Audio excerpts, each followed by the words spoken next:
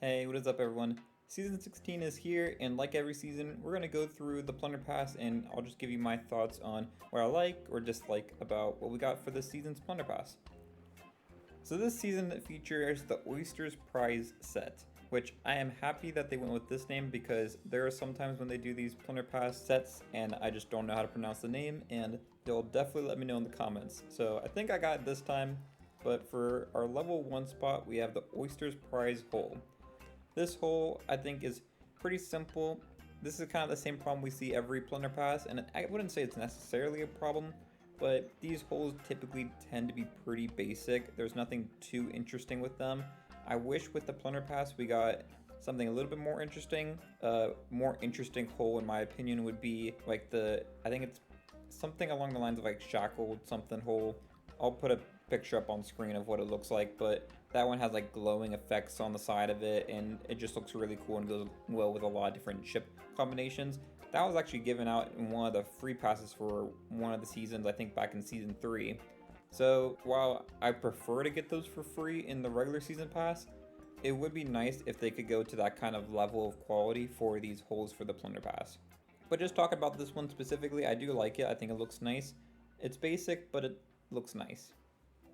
Next up, at level 5, you get your first round of Ancient Coins, and if you aren't familiar with how they do Ancient Coins for the Plunder Pass and the Season Pass, you get 750 Ancient Coins from the Plunder Pass, and then another 250 from the Free Pass. So altogether, you'll be able to make your money back if you complete the season, and then you'll be able to get the next season's pass and the ones following just by using the same Ancient Coins that you earn. So keep that in mind. If you want to just buy the Plunder Pass once and then keep getting it for every season, you can do that, and then you don't have to keep buying it anymore. Moving on though, at level 10 we have the Oysters Prize Cannon Flare. This one I think looks a little bit more interesting than some of the previous cannon flares that we've got in the Plunder Pass. I think it looks pretty nice, and I'm a fan of it. Now we start getting into more of the interesting stuff where they can be a little bit more creative with these things. At level 13 we have the Oysters Prize Capstan. I think this capstan is alright. I would have liked to see a little bit more with it, but as it is right now, I think it's okay.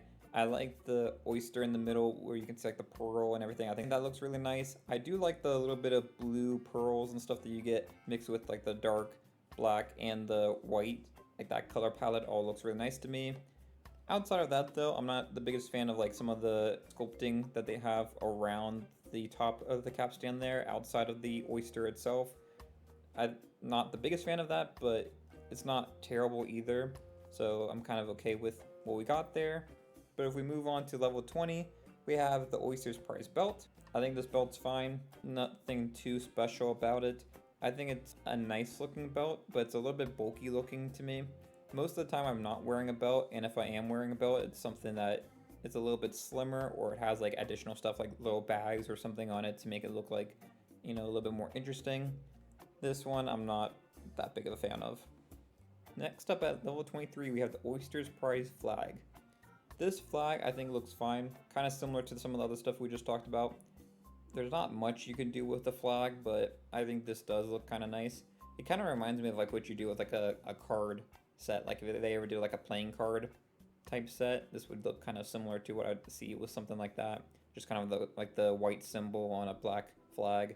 And I think it looks good. Nothing that I really care about as a reward, but I think it's fine. Moving on to level 30, we have the Oysters Prize Wheel. This wheel, I am not the biggest fan of, if I'm being honest. I think it has some nice appeal to it. I think some people are going to really like this. And I do like the color choice of the teal color with the white and the gray all together. I think that looks pretty elegant and nice looking. But just some of like the sculpting, the symbols and stuff, I'm not the biggest fan of, and I feel like they could have done a little bit better with this kind of theme for it. So not really one that I'm too particularly fond of. Next up at level 40, we have the Oysters Prize Eye Patch. Now we don't typically get eye patches with the Plunder Pass, so this is a nice change of pace. And I actually really like this eye patch. I think it looks really nice, it goes really well with the set, and it feels unique compared to other stuff that you can get in the game. Some of the stuff that we just talked about, I think I've seen other cosmetics that are similar looking to it. This, I haven't really seen anything that looks like it. So I really like this. I think this is a good reward here for level 40. Following that, at level 50, we have the Oyster's Prize Cannons. So with this cannon, I am also not the biggest fan of it. I don't really like the look of it, and it seems like it has the flared ends to it, which if you've heard me talk about cannons in previous videos, you know I typically like to go with a flat barrel with a sight on it. The flared ends can typically mess you up a little bit with aiming, so it's something that I try to avoid when I'm choosing cannons. If you're going and doing something like just, skeleton fleet battle or whatever, you're not doing PvP, then this probably won't matter that much. But if you are someone that's going to go in PvP and all that kind of stuff, you might want to stick away from this cannon. Next up, at level 60, we have the Oyster's Prize Figurehead. Honestly, I don't like this one either. It's just very gray. It doesn't look that good to me. It doesn't really stand out, especially given that this is meant to be a premium cosmetic. I don't really view this as very premium feeling. Moving on though, we jump all the way to level 70 before we get our next reward, which is the Oyster's Prize Sail. It's similar to the flag. I don't think it's as nice looking as the flag. It's got some design on it that I don't really care about too much. I get the kind of design that they're going for with this, but it's not something that I particularly am fond of. Moving on to level 80, we have the Oyster's Prize Jacket. Now this jacket I think looks pretty nice. I think the clothing items that we've gotten are pretty decent for this pass. It's the ship cosmetics that are more of a problem to me. But this jacket actually I think looks really nice. I really like the buttons that they have on it in the front, as well as like the little white cloth part that's coming out the top. I know it has some kind of name, I just don't know it off the top of my head. But I think altogether this is a nice jacket to go with your set. Next up at level 90 we have the Oyster's Prize Collector's Figurehead. This figurehead I think looks a lot better. I think it goes well with the set, even though I would say that the hull might be better as more like a white hull rather than what we got with this set. I feel like it would go better with the figure that we have here. And honestly, I'm thinking something like the Silver Blade hull would probably go better with this figurehead than what is actually in the set itself. So just an interesting thought. I would be curious to see what that combination looks like as opposed to what is in this bundle. But now I gotta get into the conversation that I always talk about with these Plunder Pass videos, and it's something that I will keep talking about until it gets resolved. This is the problem with the collector's version of cosmetics in this pass. If we're talking in terms of the value of what you're buying, you are not getting as much value as they portray in the marketing for the Plunder Pass.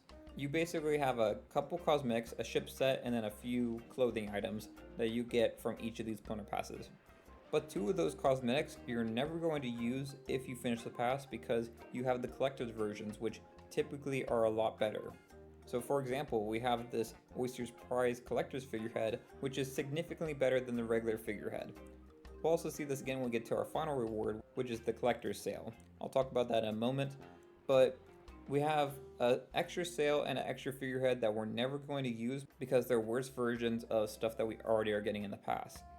We used to get in the past stuff like emotes, costumes that had like progressive styles, and other cosmetics that brought a lot more variety to the pass. The Plunder Pass has stayed basically the same for every season, except for season 12, which added the curse. That was like the last big thing that I saw them do. I think they've backed away from premium curses because a lot of people weren't happy about them. I don't think they were selling that well.